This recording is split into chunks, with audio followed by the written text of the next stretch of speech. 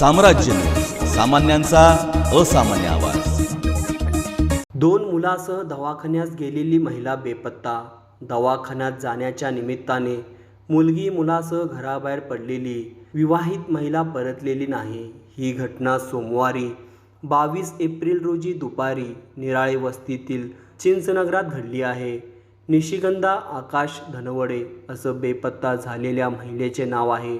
याबाबत फौजदार चौडी पोलीस ठाण्यात नोंद झाली आहे।